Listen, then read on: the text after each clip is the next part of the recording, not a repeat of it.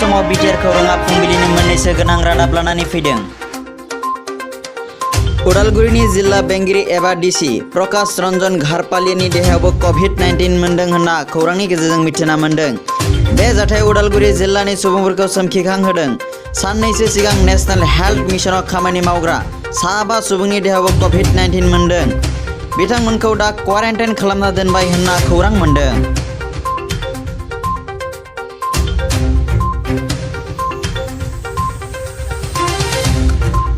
गुवाहाटी नोगोरमानि गोबां जायगायाव कर'ना भाइरास गोनां सुबुं मोननायनि जाहोनाव मैया 25 जुन खालारखालि गुवाहाटीनि मोन 207 जायगाखौ कन्टेनमेन्ट जन महरै फोसावबाय। दा गुवाहाटी नोगोरमायानो आबुङै बन्द जानाय बायदि थासारियाव दं।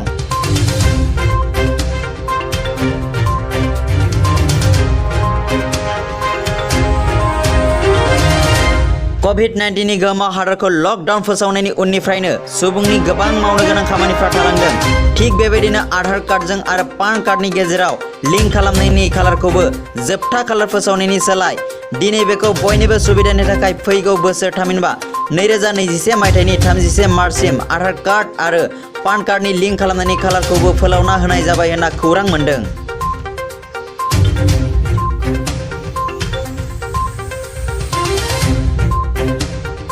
अबथिरै जिउ गोमालांनाय बलिउडनि फावखुंगुर सुशांत सिंह राजपुतनि जोबथा सावथुन दिल बेचाराखौ फैगौ 24 जुलाइ खालाराव मबाइलनि हटस्टार एपआव फ्रियावनो नायनो हागोन होनना खौरां मोनदों।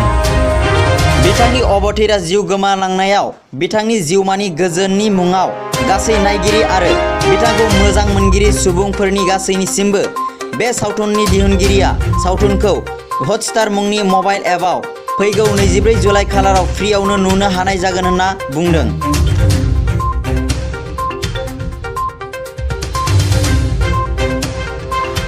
मोनसे गिख्रंथाव जाथाय बिहाराव मैया 25 जुन खालारखालि सारअन्थाइ गावनायाव सा 83 सुबुङा जिउ गोमादों। जिउ गोमानाय सुबुंनि नखरनो बिहारनि चिफ मिनिस्टार नीतीश कुमारआ नखरफायाव 4 लाख रां होगोन होनना खौरांनि गेजेरजों मिथिहोदों।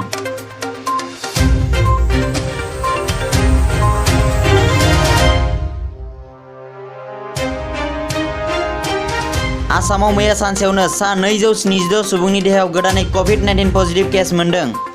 बेजों लोगोसे मैया सानसेयाव 75 सुबुंखौ फोसाबनो हादों होनना आसामनि सावस्रि देहा बिफाननि मन्थ्रि डक्टर हिमन्त बिश्व शर्मा बिथाङा मिथिहोदों। आसामाव दासिम गासै कनफार्म केसआ 6646 जाबाय। बिनि गेजेराव 4033 सुबुंखौ फोसाबनो हाबाय। दासिम 2601 सुबुङा एक्टिभ केस, 9 सुबुङा थैबाय आरो 3खौ माइग्रेटेड खालामनाय जाबाय होनना मिथिनो मोनदों।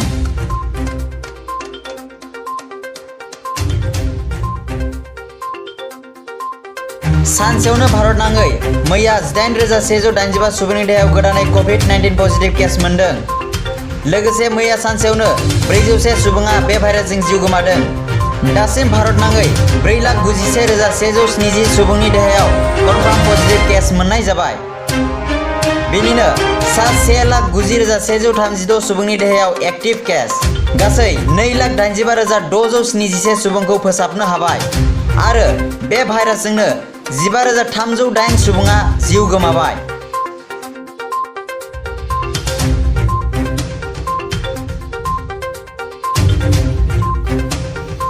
दिनैनि रादाबा एसेनोसै।